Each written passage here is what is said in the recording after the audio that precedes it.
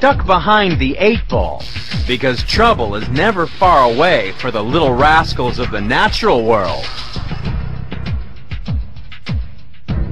We're counting down the top 10 most extreme troublemakers in the animal kingdom to find out just who causes the most damage when they get up to no good.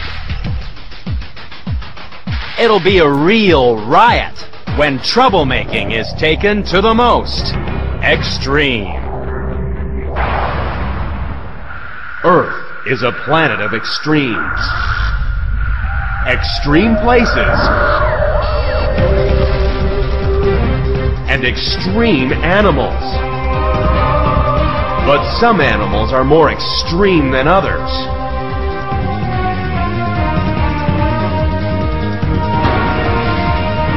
Join us as we count down to find the most unusual, the most extraordinary, the most extreme.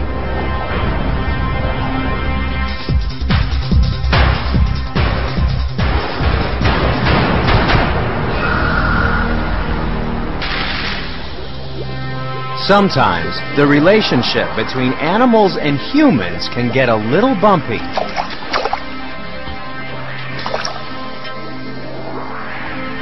But then penguins, like the rest of the animals in the countdown, are not looking for trouble. They're just doing what comes naturally. They only get into hot water when their paths cross with ours. So it's strange that our search to find the animal that causes the most mayhem begins with a bird most people associate with Antarctica. However, some penguins can be found much closer to home. They're coming! They're coming! These birds are blue penguins. They may be the smallest penguins in the world, but for some people they can be a big headache. Every year the blues come ashore on the southern coasts of Australia and New Zealand to breed. They're driven to nest in exactly the same places generation after generation, even though once deserted coastlines have been replaced by cities and busy roads.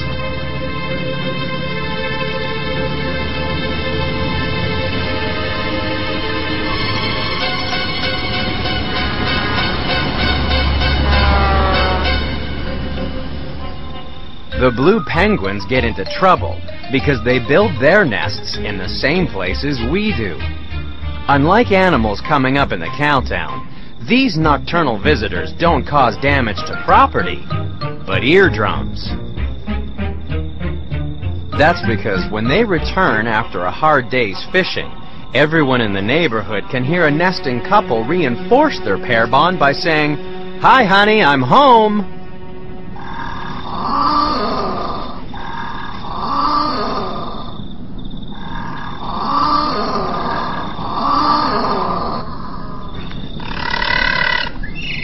Sometimes it's lucky that these squawking squatters are protected by the Wildlife Act. But most homeowners are prepared to lose some sleep, simply because the penguins are so cute. Things are very different for the troublemakers coming up in the countdown. Their antics can cause millions of dollars worth of damage, and cause people to lose much more than just a little shut-eye.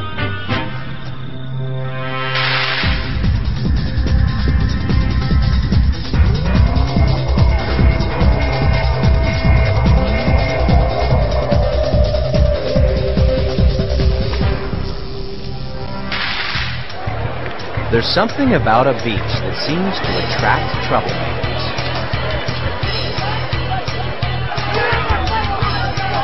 Perhaps it's the combination of surf, sun, and sex that makes some big boys want to throw their weight around.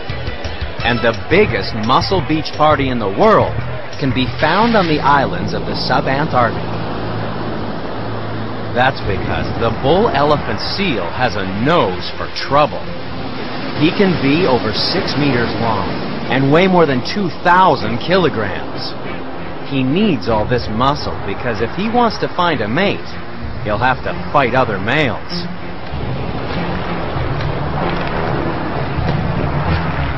By successfully defending a territory, the bull elephant seal will win breeding rights to whatever females are on his stretch of beach. Usually, these massive males are too busy fighting amongst themselves to upset any humans. The trouble starts when they go on holiday.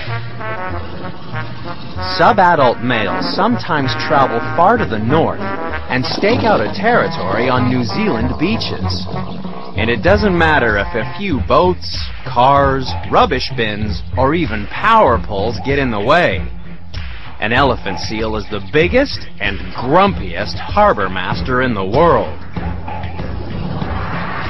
Nobody knows why these young males take up residence so far from home. Perhaps they've been unlucky in love. That might explain why one stray elephant seal called Humphrey swam up an estuary and fell in love with a herd of cows.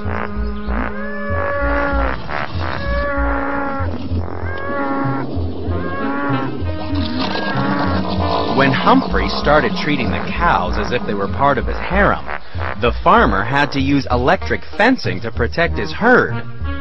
It was all a bit of a shock for Humphrey.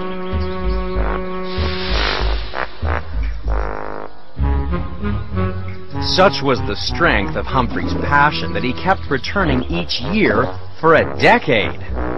Poor old Humphrey had the right moves, but the wrong species.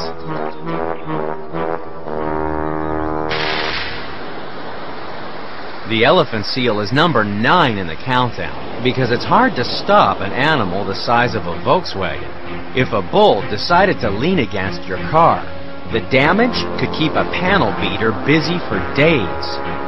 But fortunately for the people of New Zealand, most elephant seals stay on their isolated island homes, where the trouble is confined to the seal colonies.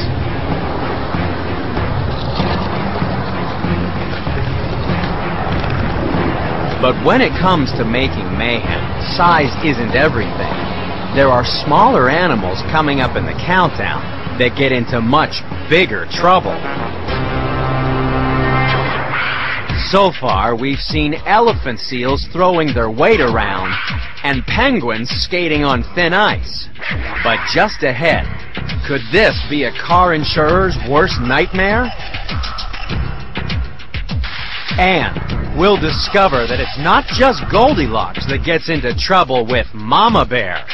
That's next on The Most Extreme.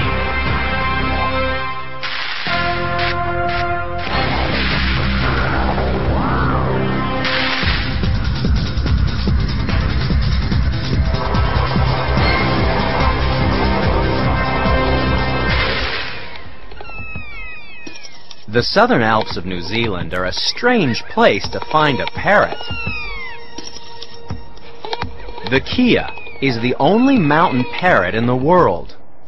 To survive in this harsh alpine environment, it needs to be resourceful, inquisitive, and very smart.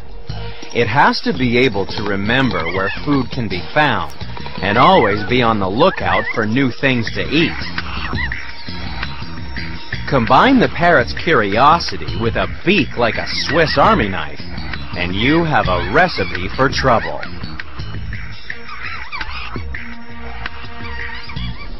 To show just how resourceful a Kea can be, researchers devised a 7-stage puzzle as part of an international test of animal IQ.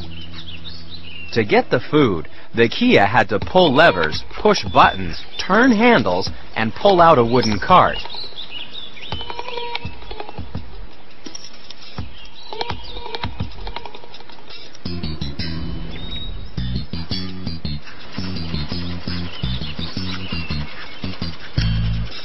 The Kea was the fastest animal tested. It needed little more than a minute to win the food and the competition. Until recently, few people ever encountered the super smart Kea. But then humans started using the Kea's mountain home as an adventure playground.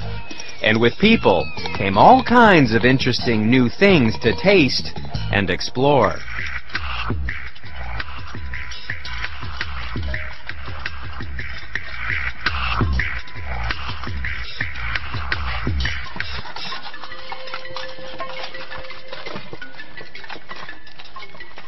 It's estimated that every year the Kea causes tens of thousands of dollars of damage to rental cars alone.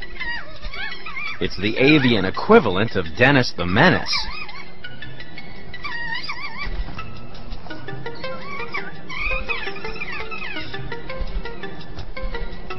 The Kea would have been the perfect accessory for another group of notorious troublemakers. After all, where would a pirate be without a parrot?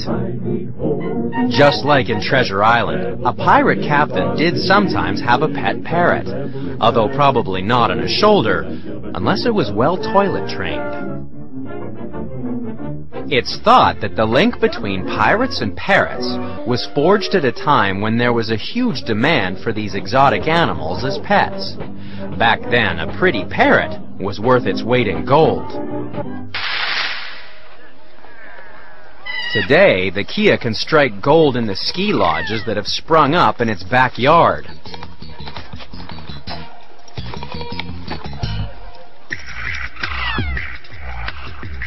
Sometimes it's lucky that the Kea is a protected species.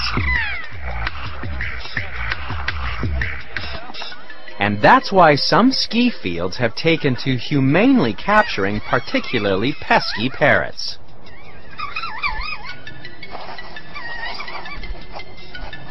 Serial troublemakers are tagged and then released in places where they can't get into trouble. It seems that this is one animal that's just a little too clever for its own good.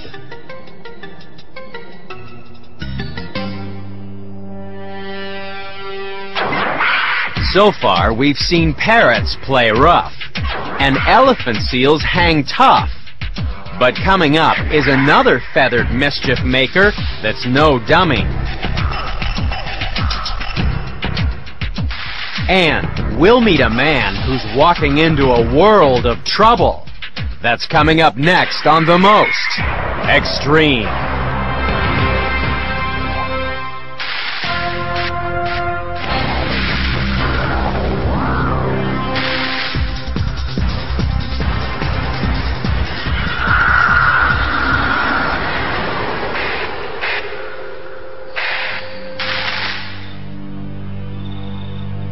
This man is just looking for trouble. And outside a bar in Canada, he found it.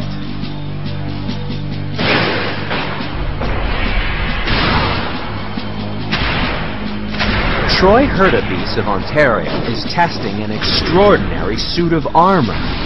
He'll need all the protection he can get to survive an encounter with our next contender.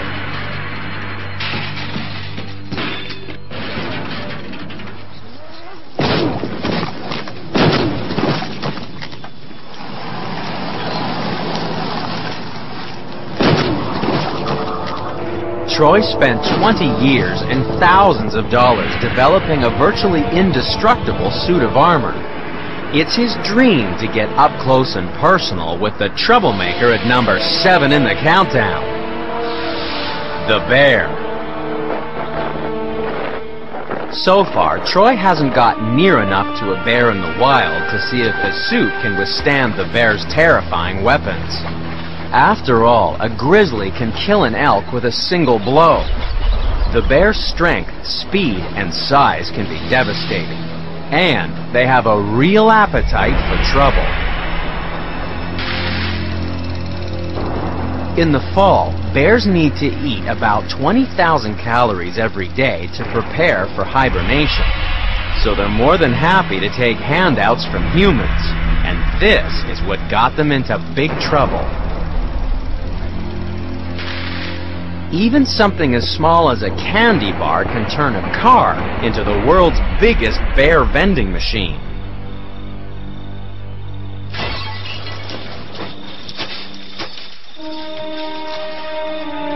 But there's no such thing as a free lunch for bears. In 1 year at Yosemite National Park, bears broke into almost 1,000 cars and caused more than $500,000 worth of damage in their search for snacks.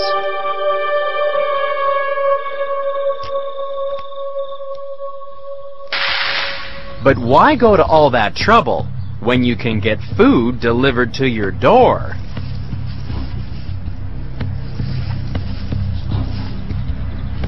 Garbage dumps are magnets for urban bears because the food we throw away is loaded with far more calories than their natural food sources. In the wild, bears need to spend up to 20 hours a day foraging, building up fat layers to survive the winter. Urban bears can get the same number of calories after spending only 4 hours dining at the dump. And when the bears are hooked on fast food, the real trouble begins. They can lose their fear of humans, roam residential neighborhoods, and break into homes in search of easy calories. But if you thought bears were bad news, you won't believe the trash-loving troublemaker coming up next in the countdown.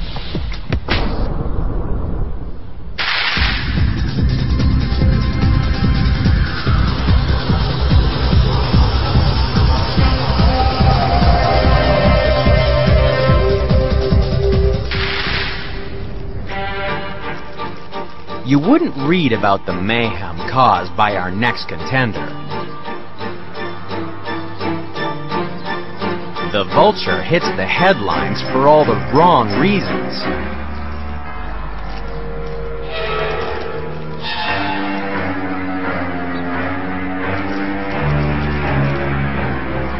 That's because in parts of Florida, houses have replaced the trees that vultures roosted in for generations. Now the birds perch on people's roofs and cause all kinds of trouble, as Donna Ackrey explains. They run back and forth across the roof. In the morning they sound like elephants up there with hip boots on. And they have eaten my roof. They just destroyed it by picking and pulling and tearing on it. It was a 25-year roof and I had to replace it in 12 years. Someone suggested the way to keep them off was to string monofilament line across the roof. And so my son did.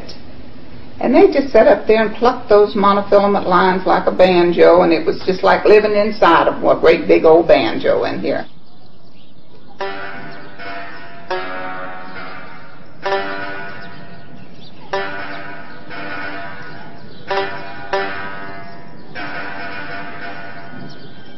Someone else suggested putting an owl on the roof, because you know birds don't like owls. They ate it.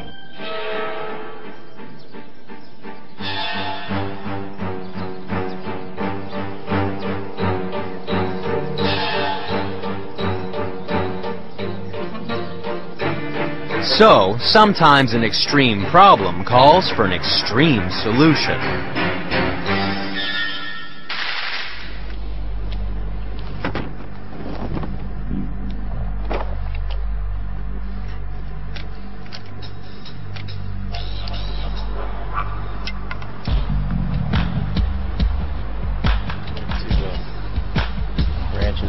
I think that one up there looks good. That's a good branch. Definitely where they're resting.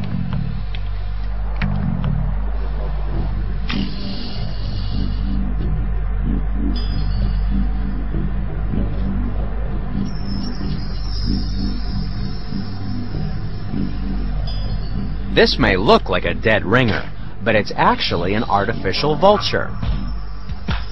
No one knows exactly why hanging an effigy near a roost site scares vultures, but it can clear a roost within days.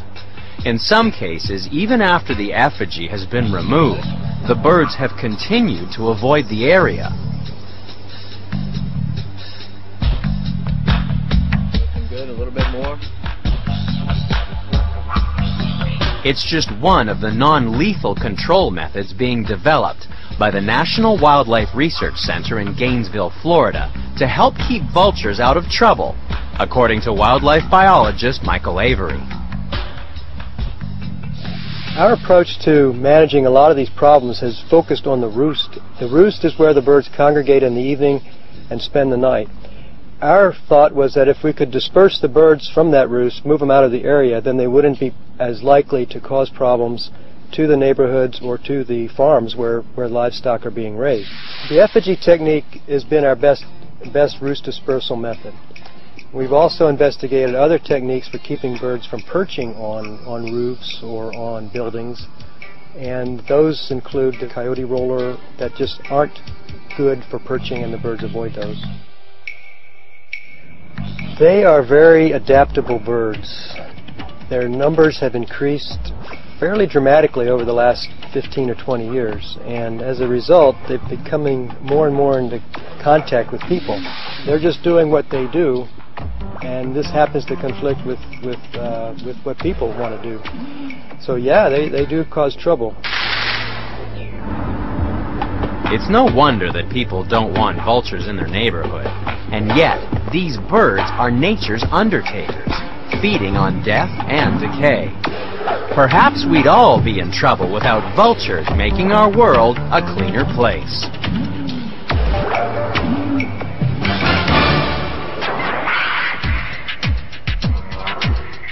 If you thought the last two contenders were annoying, just wait till you see how much trouble an animal can get into when it has a quick brain and very sticky fingers.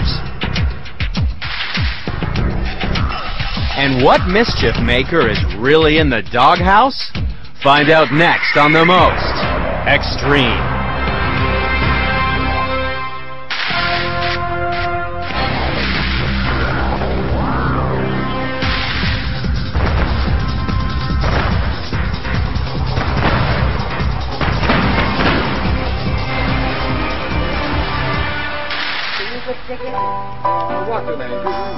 The next contender in our countdown of extreme troublemakers proves that even the most innocent faces can cause all kinds of chaos. Hi, Dr. Fulton. Hi. What'd you say to her? Mrs. Fulton, he said hi. I heard what he said, you peroxide kissing bug. Edwina, she didn't do anything. I'll pull that blonde hair out by its black roots. Edwina, please. Edwina, Come stop on, it. come on, Miss come Laura, on. you keep out of the way. And the best place to find some real monkey business is off the coast of Africa on the island of Zanzibar, because this forest is home to a gang of thieves.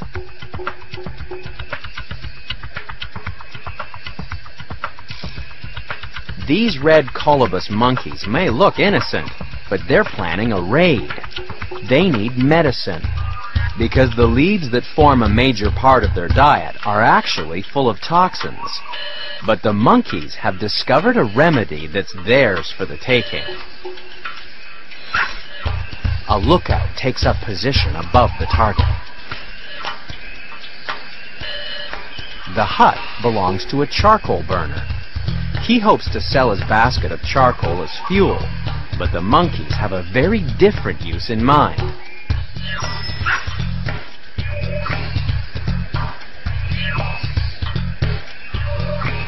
The rest of the gang wait for the signal.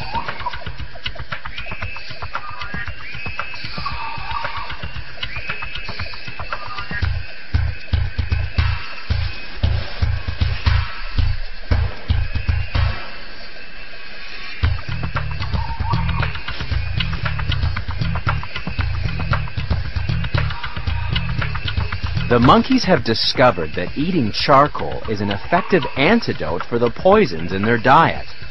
The charcoal absorbs the harmful chemicals and detoxifies the leaves. This means that no basket is safe from these cheeky monkeys.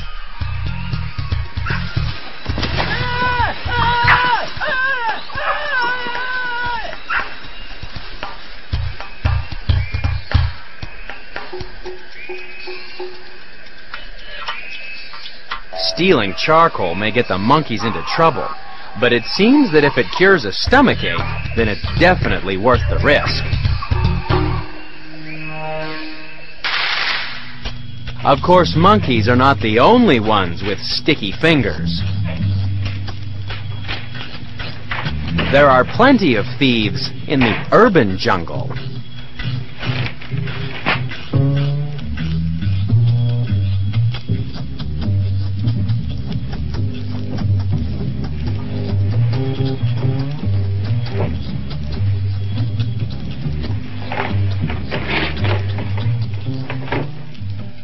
Ralph Massey is a professional shoplifter. Last year, he lifted over $100,000 in merchandise. Like Ralph says, how can you beat making $30,000 a year and not working? But that was last year. This year, Ralph's not working either. With good behavior, he'll probably get off with 6 months. Today in the United States, almost 400,000 shoplifters are caught in the act every year. It's estimated that shoplifters still make off with more than $9 billion worth of goods annually. But that's nothing compared to what the people behind the counters got away with. According to one study, employee theft accounted for a massive $15 billion.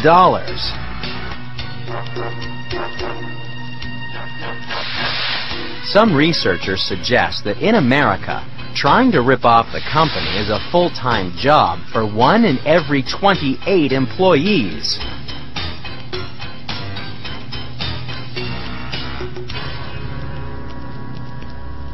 Unlike humans, monkeys have no problems with theft.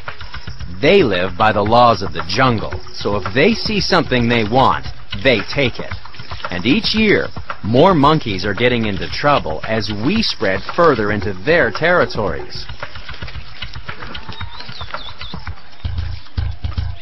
In some parts of Asia, it's estimated that almost 60% of macaques now live in urban areas.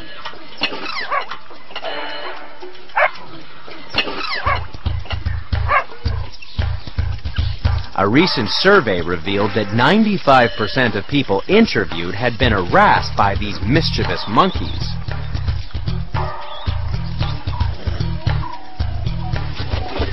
But for the most extreme monkeys in the countdown, troublemaking is no longer a hobby, but a profession. In India, some humans have taken the monkeys' natural talent for mischief and taught them how to steal for their trainers. This may be daylight robbery, but monkeys are still not the top banana when it comes to making trouble.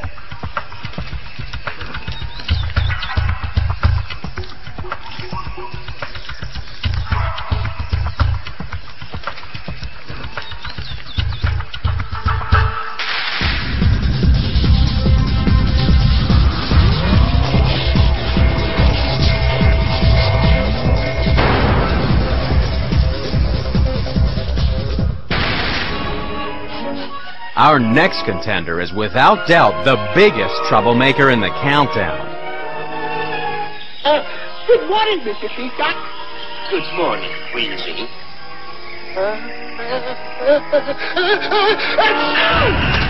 And trouble on this scale is nothing to sneeze at.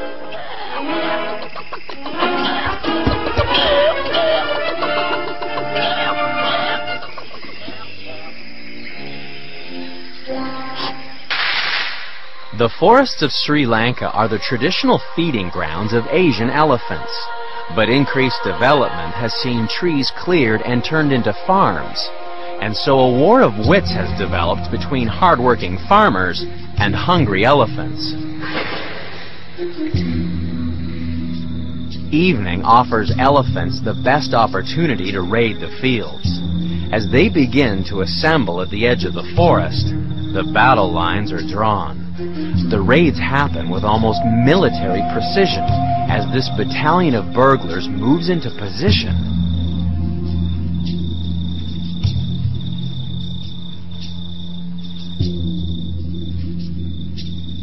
Farmers put lights outside their storehouses and then set off for the fields. They'll man watchtowers and light fires to protect their crops from the jumbo-sized marauders.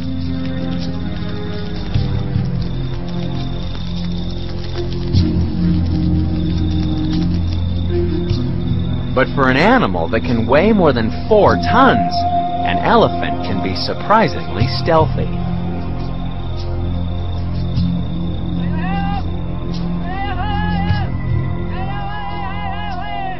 Yet despite all the defenses mounted against them, elephants are number 4 in the countdown because they still cause millions of dollars of damage every year. Adult elephants can vacuum up around 180 kilograms of food every day, and they'll get it wherever they can. Houses have sometimes been almost completely demolished by these supersized invaders.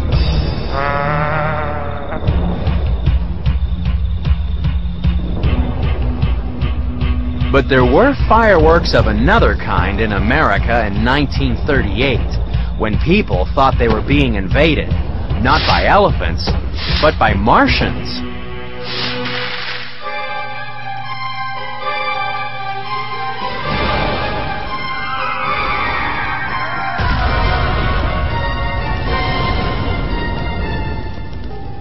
Mass hysteria broke out when millions of radio listeners mistook a radio drama for a genuine news broadcast. Believing that small green men from Mars were actually invading the country, people jammed the streets trying to escape. As the panic spread, emergency switchboards were flooded with calls. Hundreds of people required medical treatment for shock and hysteria, and many more terrified listeners barricaded themselves into their homes.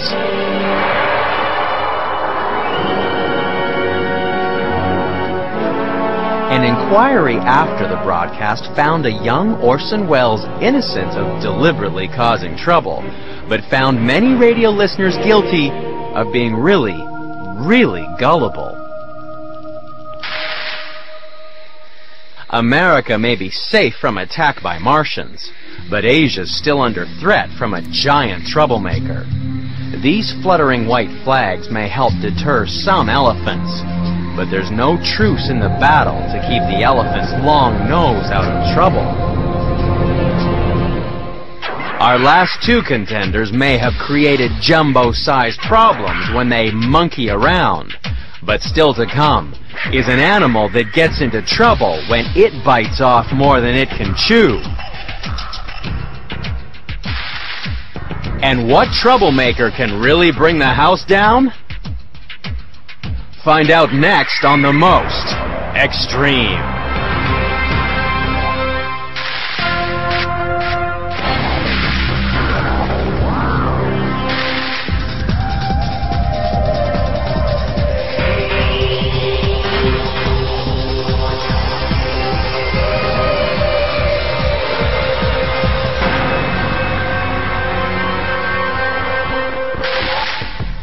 Our next troublemaker is found in 35% of homes in America. We like to think that dogs are man's best friend, but sometimes they can get into all kinds of trouble. It's usually our fault, because we forget that, just like their ancestor the wolf, dogs are social animals.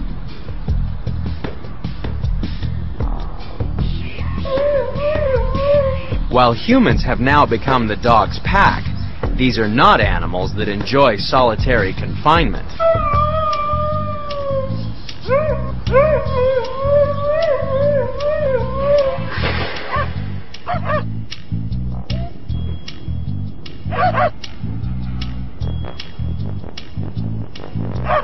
When left alone in the house during the day, some dogs can create their own entertainment.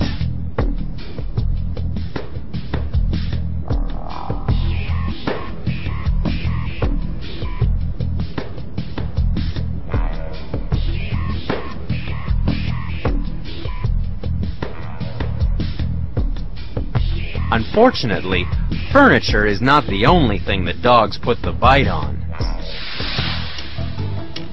In America, someone is bitten by a dog every 40 seconds. It's no wonder that some dogs end up in the slammer. And while dogs do the time, we helped in the crime. By not training dogs properly, we've been asking for trouble. And just as our canine companions end up in the doghouse, the worst human troublemakers once spent time in Alcatraz.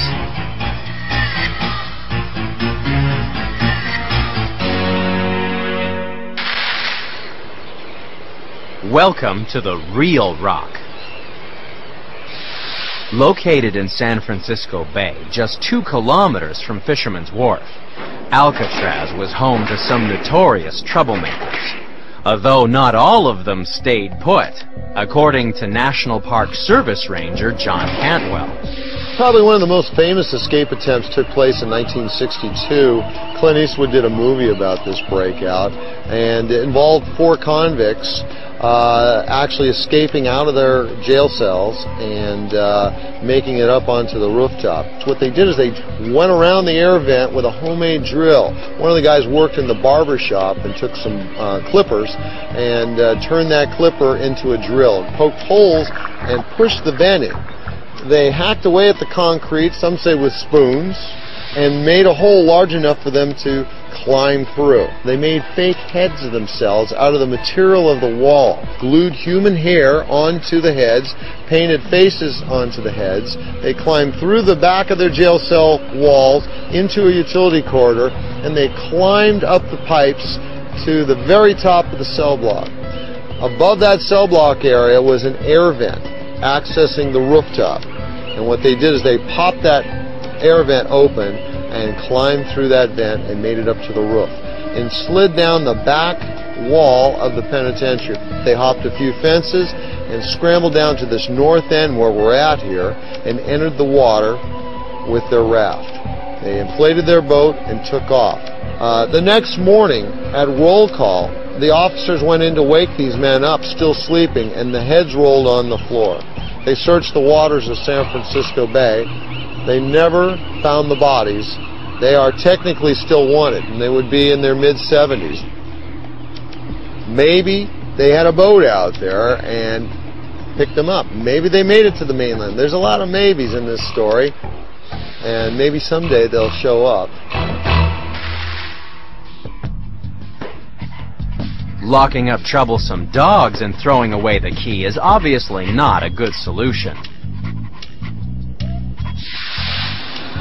Which is why some owners get their pesky pooches back on the right track by taking them to places like the Center for Applied Animal Behavior and Canine Training.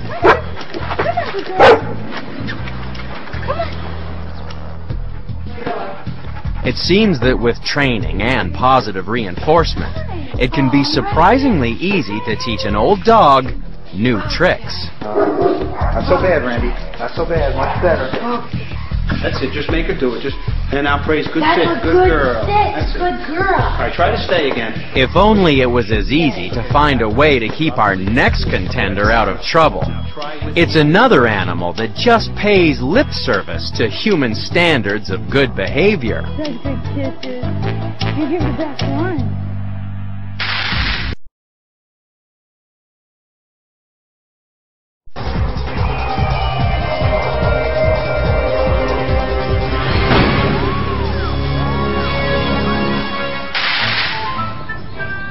It's springtime in Washington, D.C.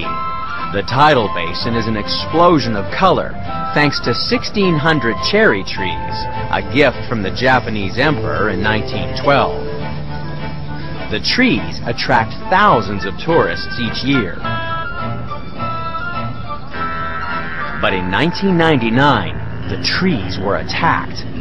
Vandals struck during the night, felling the ancient trees and leaving no clues apart from a pile of shavings. National Park Service rangers discovered that the trees had been cut, not by human troublemakers, but by extreme bucktooth bandits, a pair of rogue beavers.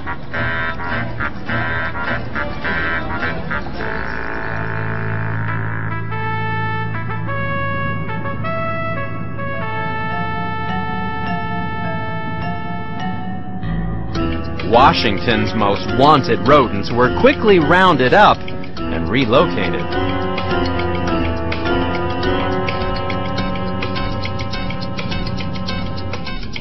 While this pair of furry chainsaws may be the most infamous beavers in the world, each year across America, beavers are estimated to cause more than $100 million worth of damage to human property.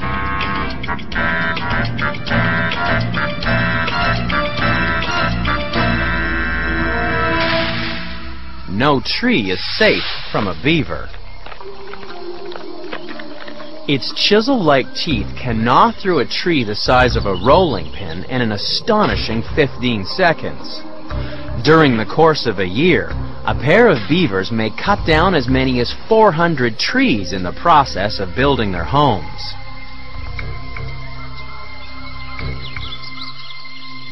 But beavers aren't the only ones to have left their mark on public property. Ever since humans first began to build walls, people have been drawing on them. Graffiti is nothing new. It's been found in the ruins of Pompeii and ancient Rome, and today, few urban areas are without it. But it's not all the work of troublesome teenagers, because for people like graffiti archaeologist Cassidy Curtis, this is street art. I'm proud of San Francisco's graffiti. I'd say a lot of San Franciscos are proud of San Francisco graffiti. I know a lot of artists who are really proud of the graffiti here. I don't know if the mayor is proud of the graffiti. I think it's a pretty vibrant part of the art community here. In places like San Francisco's Clarion Alley, the art of decorating walls has the approval and support of the community. According to one study, murals like these are rarely defaced by graffiti. But not all communities are lucky enough to have murals. Every year, America spends around $8 billion cleaning up graffiti, because graffiti is illegal.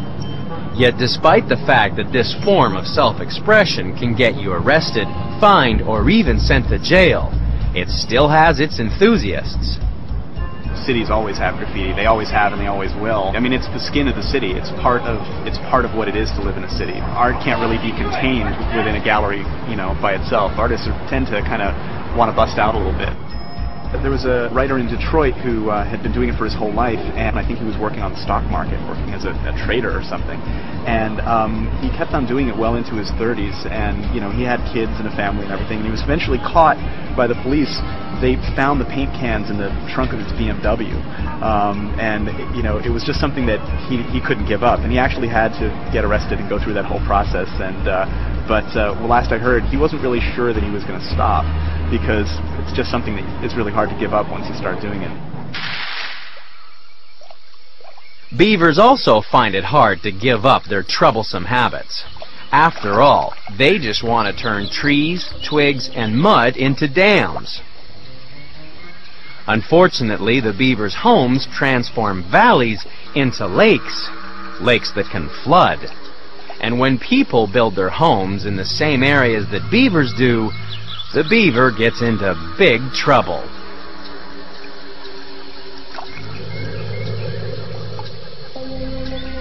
But there is one animal that costs homeowners more, and it's up next in the countdown.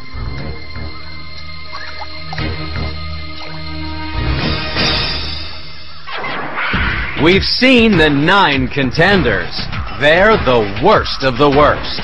Only one animal is a more extreme troublemaking machine. It's number 1, and it's coming up next on the most extreme.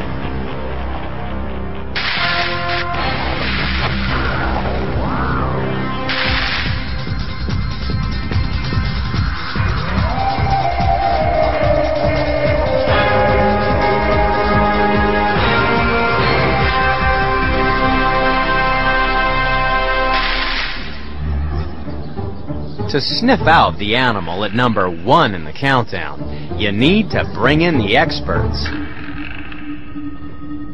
This dog has been trained to detect the troublemaker that could be chewing away right under your feet.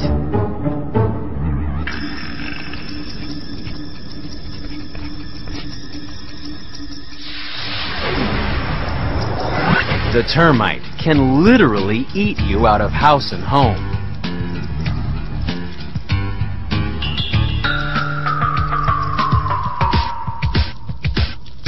This silent invasion is often hard to detect.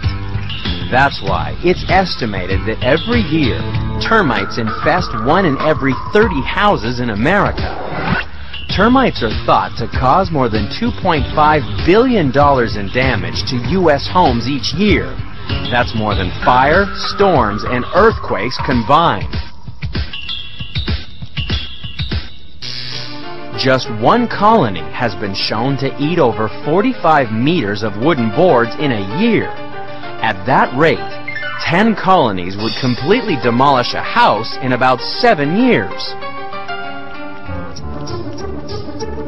In a world full of troublemakers, it's no wonder that some people need to let off a little steam by taking out their frustration on inanimate objects.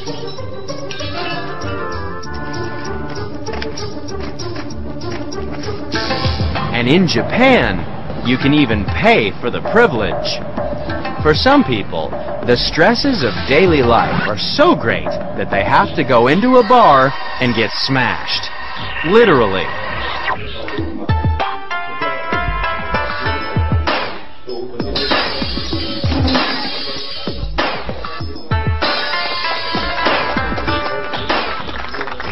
For 200 Japanese yen, just under $2 US, you can buy a plate, write down the things that are causing you the most stress, and then write it off in a special booth.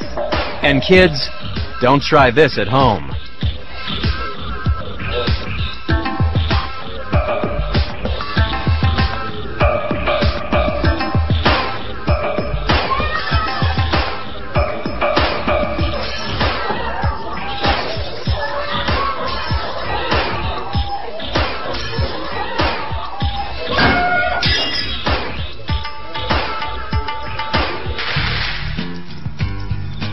For termites, breaking things up is all in a day's work.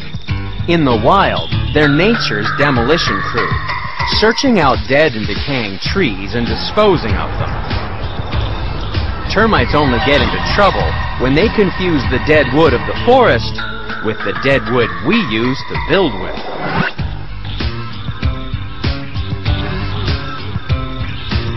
The termite is without doubt the most destructive of all the troublemakers in the countdown.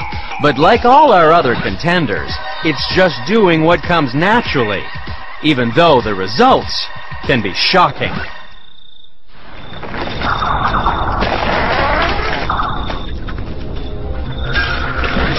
And that's why, when it comes to making trouble, the termite really is the most extreme.